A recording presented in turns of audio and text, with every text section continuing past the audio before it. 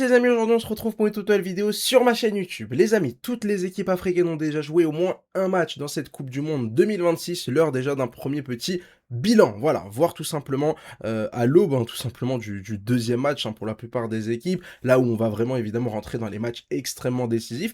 Comment est-ce qu'on commençait chacune des équipes cette Coupe du Monde 2026? À la fin, on classera aussi évidemment les différentes nations africaines sur ce début de premier tour. Je rappelle bien que c'est un début de premier tour. Certaines équipes ont affronté par exemple l'adversaire le plus coriace de leur groupe, d'autres ont affronté pas forcément l'adversaire le plus coriace. Enfin bref, il y a évidemment pas mal de fortunes diverses et variées dans ce premier tour de Coupe du Monde. On est parti les amis sans plus attendre pour parler du coup de nos 10 nations africaines. J'insiste évidemment sur ce chiffre, 10 nations africaines, 10 pays qualifiés pour le continent africain, 9 plus 1 en réalité, avec la République démocratique du Congo qui s'est qualifiée via le barrage intercontinental. C'est évidemment une première dans l'histoire du football. Faut pas oublier qu'il y a seulement quelques années, quelques décennies à peine, on n'avait que 1, 2, 3, 4 et plus récemment 5 représentants africains à la Coupe du Monde, sur des Coupes du Monde de 24 participants, sur des Coupes du Monde de 32 participants. On a enfin, les amis, une vraie représentation, une représentation juste des pays africains sur l'échelle évidemment international, et ça forcément ça va permettre voilà au pays de progresser, au pays de se développer, et ça donnera tout simplement la chance à plus d'équipes africaines dans les années, dans les décennies à venir. Maintenant évidemment voilà, restons à 48 équipes, ne passons pas s'il vous plaît à 64 équipes. Je trouve que le format à 48 équipes est quand même très bien à ce niveau-là, et il permet tout simplement une bonne représentativité pour une compétition qui s'appelle Coupe du Monde. Je vois pas mal de personnes la critiquer, mais c'est pas l'Euro, c'est pas la Copa América, c'est la Coupe du Monde, donc c'est normal d'avoir beaucoup d'équipes africaines. On commence évidemment par le groupe A, les amis. L'Afrique du Sud, une équipe qui a été évidemment extrêmement décevante. Pour moi, ça a été l'une des équipes, pardon, les plus décevantes sur ce premier tour sur le continent africain, avec un premier match complètement raté face au Mexique. Ils se sont quand même bien réveillés, parce que c'est la seule équipe dans cette vidéo qui a déjà joué un deuxième match. Je tourne cette vidéo juste après le match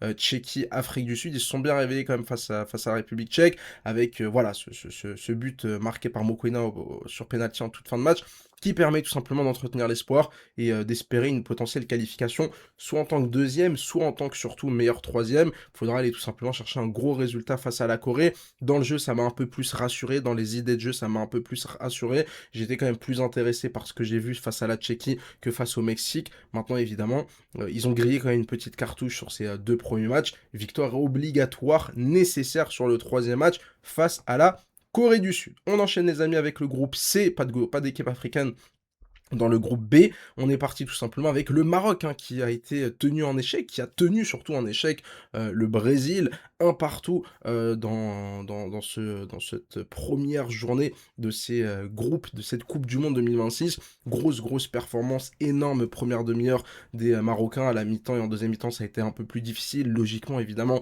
face à un Brésil qui a enfin décidé de se réveiller et de passer tout simplement la deuxième dans ce début de compétition. Les Marocains ont tout simplement voilà, montré que c'était une équipe qui était capable de faire le jeu, qui était capable de mettre beaucoup de pression, qui était capable d'aller tout simplement embêter une grosse nation africaine. Évidemment, beaucoup d'interrogations sur le niveau du Brésil, mais j'ai quand même envie surtout de m'arrêter sur la bonne performance du Maroc, qui va devoir confirmer ça face à l'Écosse pour aller maintenant potentiellement chercher la première place de ce groupe C, ce qui serait vraiment un excellent résultat évidemment, et qui te permettrait d'envisager un peu plus sereinement évidemment la suite de la compétition. On enchaîne les amis avec le groupe E, où là aussi les Ivoiriens ont sorti une très grosse performance face à une équipe sud-américaine, avec en prime la victoire en toute fin de match. Amad Diallo, on était présent évidemment tard dans la nuit à regarder tout simplement cette rencontre entre la Côte d'Ivoire et l'Équateur. C'était l'un des matchs qui me hypait le plus sur ce début de compétition. Alors oui, il n'y a pas eu énormément de buts, il n'y en a eu qu'un seul dans cette rencontre, on a failli aller vers un 0-0 d'ailleurs, mais c'est un match très intéressant, tactiquement très intéressant, entre deux équipes super solides, et les Ivoiriens qui voilà, poursuivent tout simplement la lignée de leur bonne préparation. Je les avais trouvés un peu décevants sur la Coupe d'Afrique des Nations.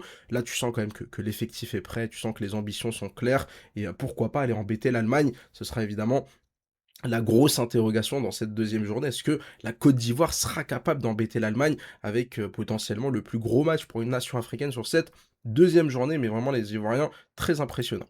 On enchaîne avec la Tunisie dans ce groupe F, ça a été évidemment, catastrophique. Catastrophique pour la Tunisie face à la Suède, le doublé d'Ayari, hein, qui, est un peu, voilà, qui symbolise un peu, hein, tous les maux, de la Tunisie de ces derniers mois, de ces dernières années. On se rappelle, hein, de cette élimination en Coupe d'Afrique des Nations face au Mali qui avait été très difficile, où, tu avais strictement rien montré. Et là, encore une fois, face à la Suède, la naïveté, un gardien pas au niveau, même un joueur qui est censé être un cadre comme Skiri, qui te fait une grossière erreur sur le troisième but. Derrière, t'en prends 5 en tout, donc ça fait très très mal au niveau de la différence de but. Il reste deux gros morceaux évidemment pour les Tunisiens, le Japon et les Pays-Bas. On sera là évidemment dimanche matin à 6 h face au Japon pour suivre tout simplement le premier match d'Hervé Renard, parce que ça aussi, ça a beaucoup bougé du côté de la fédération tunisienne. Lamouchi a été évidemment gentiment emmené vers la sortie après cette lourde défaite en ouverture. Est-ce qu'il fallait tout mettre sur son poids, toute la responsabilité sur ses épaules? Évidemment que non. Pour moi, on peut pas considérer que le coach était l'unique responsable de cette débâcle face, à la Suède. C'est un problème, on va dire, global, c'est un problème, général et bien plus profond que ça, hein. C'est pas une question de coach, je pense, pour la Tunisie. Maintenant, voilà, Hervé Renard, il va peut-être réussir à remotiver les joueurs. Moi, je considère quand même qu'il y a quand même de la qualité dans cette équipe de la Tunisie. Et tu peux pas, voilà, tu peux pas réitérer la performance face à la Suède, ne pas te qualifier dans un groupe aussi dense, aussi difficile, il faut le dire, très certainement l'un des groupes, si ce n'est le groupe le plus difficile pour une équipe africaine dans cette coupe du monde. Ce n'est pas une honte, mais tu dois montrer un truc, tu dois montrer un beau visage, tu dois essayer d'être combatif, tu peux pas, voilà, prendre 5-1 à chaque match, ça, ce sera pas possible. Et j'espère que face au Japon, qui m'a pas complètement convaincu face aux Pays-Bas, même s'ils ont réussi à revenir 2 fois au score lors de la première journée, je pense que la Tunisie va peut-être pouvoir réaliser un truc intéressant. On enchaîne les amis avec l'Égypte. L'Égypte qui est classée ici dernière dans ce classement, mais très certainement l'équipe qui m'a le plus impressionné dans ce groupe G, même si la Nouvelle-Zélande face à l'Iran c'était pas trop mal. Grosse performance de cette équipe égyptienne face à la Belgique, où tu en sors en fait avec des regrets. Et c'est ça qui est formidable un peu pour les Égyptiens. Moi voilà, c'est une équipe que j'attends énormément dans cette Coupe du Monde parce que je considère que la qualité de leur effectif, elle est quand même très intéressante. La dernière en Coupe du Monde de Mohamed Salah, Marmouche qui doit un peu reprendre le flambeau. On a vu un Imam Achour qu'on connaît depuis des années, qui doit exploser dans cette Coupe du Monde et qui a mis un but fantastique face à la Belgique. Des regrets évidemment face aux Belges, mais surtout des promesses avec 2 prochains matchs face à l'Iran et la Nouvelle-Zélande, où là, tu vas devoir aller faire la différence offensivement pour aller chercher tout simplement cette première place à la différence de but. Donc vraiment l'Égypte, l'un de mes, coups de cœur africains sur ce début de compétition. Un exploit les amis, on l'a eu tout simplement sur cette première journée, il a été signé par, le Cap-Vert qui aura, réalisé une performance quand même assez historique. Première participation à la coupe du monde, tenir en échec 0-0. Alors certes, les Cap-Verdiens, ils ont absolument rien montré offensivement, ils sont restés, voilà, solides en 4-5-1 pendant tout le match, à subir. Leur gardien a fait un match absolument fantastique en sortant 2-3 parades assez phénoménales. Mais c'était le plan de jeu, c'était clair, c'était établi. Fallait réaliser tout simplement cette performance défensivement pour espérer t'en sortir face à une armada comme celle de l'Espagne. Alors certes, une équipe d'Espagne qui est un peu encore en rodage, qui n'a pas pu faire débuter Nico Williams et Lamine Yamal pour des raisons physique, et je suis convaincu pardon, que si Yamal et Nico Williams avaient débuté ce match-là, le score aurait été tout autre, mais ils ont réalisé un truc absolument historique, absolument fantastique, et voilà, ça doit être un message à toutes les équipes africaines qui ont eu un peu du mal sur ce début de Coupe du Monde, que bah, même avec une qualité individuelle évidemment, et même collective largement inférieure à ton adversaire, tu peux quand même réaliser quelque chose de grand. Donc grosse performance du Cap-Vert sur sur cette première journée de Coupe du Monde. Maintenant, évidemment, le plus dur commence, hein, parce que tu as pris un point contre l'Espagne, c'est fantastique, mais dans des configurations différentes face à l'Uruguay et l'Arabie Saoudite, il va falloir aller chercher au moins une victoire sur ces deux matchs pour espérer finir à minima dans les meilleurs troisièmes. Le Sénégal, les amis, ça a été une équipe impressionnante malgré la défaite, une équipe qui a tenu tout simplement tête aux champions du monde 2018, aux finalistes 2022. L'équipe de France est un des grands favoris de ce mondial. Les Sénégalais, ils ont montré que voilà, c'était une équipe qui était passée aussi au step supérieur comme le Maroc. Alors évidemment, le résultat aura été tout autre, était tombé sur un Kylian Mbappé absolument fantastique, notamment sur ce troisième but, hein, juste après la réduction du score d'Mbaye, qui a fait très mal, je pense, au moral des Sénégalais, eux qui espéraient peut-être pousser un peu dans ces 2-3 dernières minutes de ce match pour éventuellement aller chercher un match nul historique. Mais voilà, malgré la défaite, les Sénégalais, ils m'ont quand même bien impressionné. Maintenant, attention, attention, tu as 0 point, tu es quand même en mauvaise posture dans ce groupe. Il y aura un match face à la Norvège qui va être importantissime.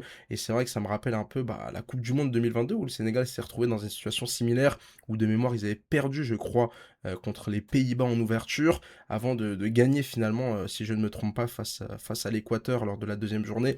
Et du coup, derrière, de se qualifier quand même en deuxième pour la suite de la compétition et les huitièmes de finale.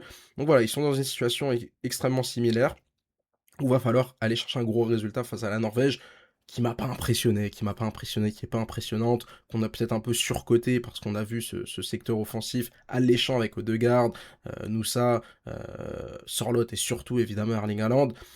Moi, voilà, j'ai confiance au Sénégal, j'ai vu ce qu'ils nous ont montré, je les ai trouvés quand même collectivement très intéressants, très cohérents. Maintenant, évidemment, il va falloir aller chercher un gros résultat face à la Norvège pour espérer te qualifier. L'Algérie, évidemment, le pays qui m'intéresse et qui me concerne le plus. L'une de mes grosses déceptions, évidemment, dans cette première journée. Encore une fois, c'est pas le résultat qui me déçoit. L'Algérie affrontait quand même les champions du monde en titre, vainqueur de la Copa América, des deux dernières Copa América, une équipe sûre d'elle avec le meilleur joueur de l'histoire du football. Sur le papier, c'était évidemment un énorme défi hein, qui s'offrait tout simplement à la sélection algérienne. Moi, ce qui m'a dérangé, je l'ai déjà longuement expliqué sur les dernières vidéos sur la chaîne YouTube. Donc, si vous voulez aller voir des débriefs un peu plus longs, n'hésitez pas à les regarder. Ce qui m'a évidemment dérangé, c'est le contenu. C'est le contenu, c'est le fait d'avoir quasiment rien montré du tout pendant toute la rencontre. C'est le fait de ne pas avoir joué tout simplement tous tes coups à fond. C'est le fait de ne pas avoir cru, en fait, on a la sensation, réellement un potentiel exploit dans ce match-là. Et voilà, j'ai l'impression qu'on est un peu venu en touriste hein, pour aller prendre des selfies avec Léo Messi, ce qui m'a évidemment extrêmement dérangé. Maintenant, voilà, l'Algérie va affronter la Jordanie dans la nuit de lundi à mardi, puis l'Autriche une petite semaine, 5 6 jours plus tard. À l'Algérie de montrer qu'elle mérite d'aller en 16e de finale. C'est perdre contre l'Argentine, ça me surprend pas. Je pense que l'Argentine fera 9 points sur 9 dans ce groupe. Maintenant, il faudra aller évidemment chercher des gros résultats contre l'Autriche et la Jordanie parce que la deuxième place, elle est encore largement accessible. On enchaîne, les amis, avec la République démocratique du Congo qui a joué absolument sans complexe face au Portugal, un Portugal qui a d'ailleurs complètement déjoué dans cette rencontre. Ce qui est fort, je trouve, du côté congolais, c'est que tu as encaissé très rapidement l'ouverture du score, mais derrière, voilà, t'as suivi ton plan de jeu, t'es parti utiliser une des armes les plus importantes et que j'ai l'impression qu'on n'a pas tant vu que ça sur ce premier tour pour l'instant. Les coups de pied arrêtés avec ce corner et l'égalisation de Wissa, qui est pas forcément le joueur le plus approprié normalement dans ce domaine, mais on sent bien que c'est un joueur de grande qualité qui a terriblement manqué à la Coupe d'Afrique des Nations et qui a fait un bien fou sur ce match face au Portugal. Bah, le Congo, mine de rien, se place bien pour la qualification. Faudra encore une fois un peu comme le Sénégal, comme le Cap-Vert, aller chercher quoi qu'il arrive 2 gros résultats contre la Colombie et l'Ouzbékistan, mais je pense que ça devrait le faire et c'est évidemment une extrême bonne nouvelle pour les Congolais. Et enfin, on termine les amis avec le groupe L, le Ghana qui s'est imposé difficilement dans les ultimes secondes face à cette équipe du Panama, un match plaisant mais compliqué pour le Ghana qui a pas été complètement au niveau, pas complètement au rendez-vous, je trouve. Hein, il y a un moment donné, ça a été quand même très décevant, tu vois, le niveau de Semenyo, tu vois. Voilà, moi j'ai été quand même très déçu, mais pas réellement surpris par cette équipe du Ghana, qui va avoir deux énormes défis, évidemment, maintenant face à la Croatie et l'Angleterre. Le problème, c'est que le Ghana regrettera pardon, peut-être le fait de ne pas avoir marqué suffisamment de buts contre le Panama. Là, tu as plus un de différence de but. Tu vas très probablement, je pense, perdre contre l'Angleterre et la Croatie. Et attention à ne pas perdre avec trop de buts d'écart, parce que cette différence de but coûtera peut-être très cher au Ghana dans la course au meilleur troisième. Voilà les amis, on a assez rapidement débriefé l'intégralité de ce premier tour en ce qui concerne les équipes africaines. Je vais vous les classer bien, moyen, pas bien. Ça va aller très vite. Alors l'Afrique du Sud, ça reste pour moi dans pas bien. Ça reste pour moi dans pas bien, même s'ils ont fait un bon petit match nul contre la Tchéquie. J'ai pas envie de les mettre dans les moyens. Le Maroc, évidemment. La Côte d'Ivoire, ça va aller très vite à classer. La Tunisie, hein, forcément, c'est pas vraiment une surprise. L'Égypte, hein, pour moi, c'est très bien l'Égypte. Le Cap-Vert, c'est évidemment très bien. Un match nul historique. Le Sénégal, je les mettrais dans les très bien. L'Algérie, je mettrai dans les moyens parce que oui, tu as rien montré, mais j'attends de voir contre la Jordanie. J'attends de voir contre la Jordanie parce que je considère que sur le papier, c'était quand même un match très difficile face à l'Argentine. Ce qui me dérange quand même grandement, c'est ce que tu as montré pendant le match. C'est comment est-ce que voilà, tu as essayé de faire déjouer les Argentins. Et je trouve que tu n'y as pas vraiment cru dans ce match-là. La défaite en plus, elle est lourde, un -3 de différence de but. Ça fait mal. Mais Je pense que l'Algérie a largement de quoi se rattraper. Je dirais pas que je suis pas inquiet, mais je pense que face à la Jordanie et à l'Autriche, il y aura largement de quoi faire. La République démocratique du Congo, évidemment, les amis, c'est dans les très bien. Et le Ghana, malgré la victoire, je les mets quand même dans les moyens parce que voilà, pour moi, t'aurais dû. Enfin, c'était le match le plus important face au Panama. T'aurais dû gagner, essayer de gagner par au moins 2-3 buts d'écart. Et ça a été clairement insuffisant. Voilà les amis, en tout cas, ce petit, 1 bilan. On en refera peut-être un à la fin de la deuxième journée et forcément surtout un à la fin de la troisième journée où là, on aura officiellement, nos qualifiés, nos éliminés, le grand tableau, des qualifications. Cette vidéo vous a plu évidemment, n'hésitez pas à mettre un petit like et à vous abonner pour ne pas louper les prochaines. On se retrouve très rapidement pour une prochaine vidéo. Allez, ciao, ciao les amis.